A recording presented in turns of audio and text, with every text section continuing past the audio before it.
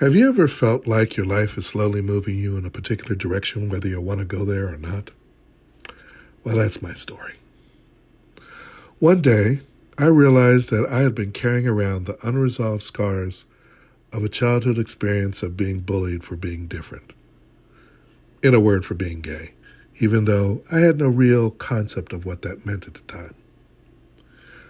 Recognizing the pain to heal it. In the early stages of my Buddhist practice, I recognized that I internalized my painful childhood memories. These memories were of being publicly humiliated, relentlessly taunted with catcalls when I left my house, and challenged to fights from neighborhood teens in Philadelphia when I was growing up. I realized that despite my thinking I was beyond all that as an adult, I saw myself unconsciously as being less than or unworthy of respect. Chanting to be free of the need for a bully in my life began a series of events that would change irrevocably how I saw myself moving forward. I would say it all started in the midst of the COVID pandemic. However, that would not be entirely correct. It started just before that wonderful period of our collective history. Discovering my spiritual practice. In 2017, I was diagnosed with prediabetes. In an effort to get myself healthy, I went to the North Hollywood Farmers Market to kickstart my healthier eating. Across from the farmers market was the San Fernando Valley SGI USA Buddhist Center. A sign outside the center advertised an Intro to Buddhism meeting that was about to start.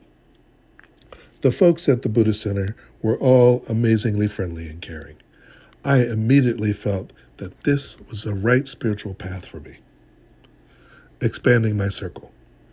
Since joining the SGI USA organization, I have met a great many new friends who I can say genuinely care about me and my happiness.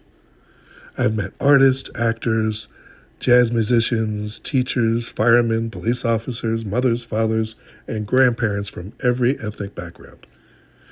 We all come together at the Buddhist Center or in one another's homes, chanting Nam-myoho Renge Kyo and encouraging each other to live our best lives.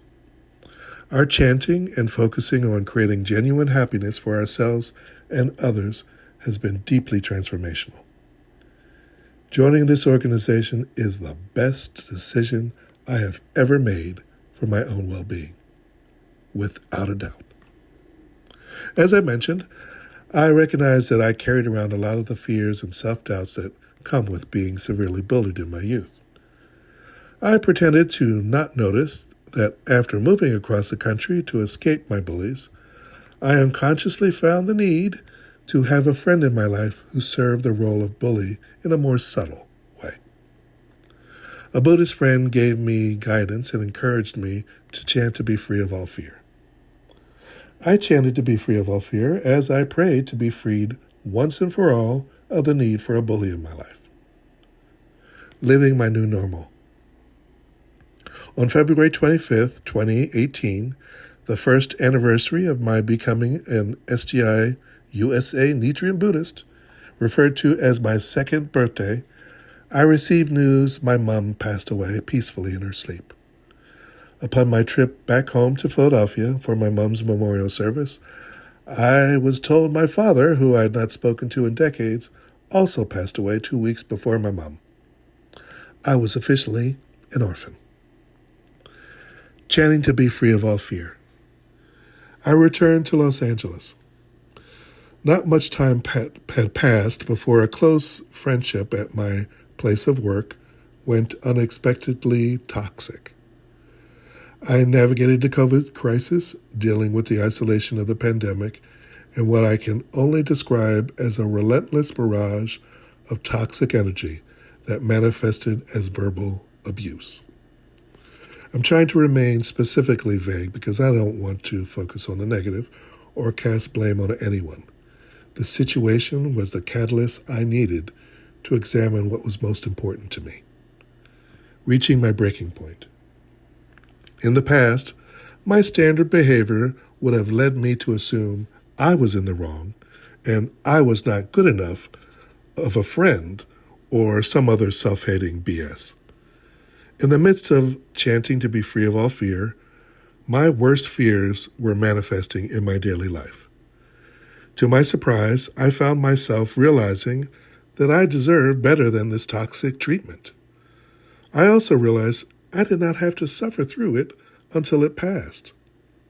As the mystic law began to work itself in my life, I felt no fear whatsoever in deciding to quit my job and find a new path for myself.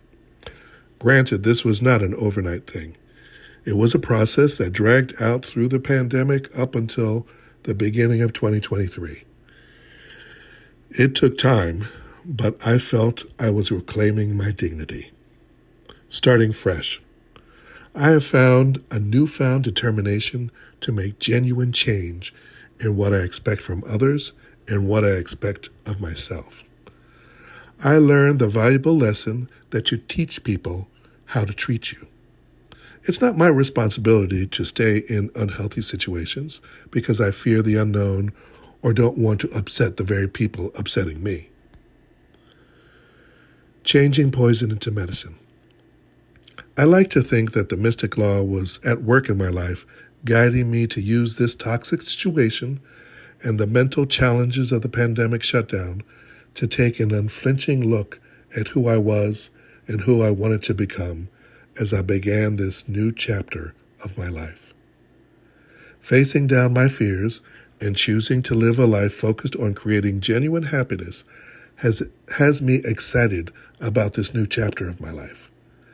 I believe this is what is referred to as, in the practice, as turning poison into medicine. Finding a new path.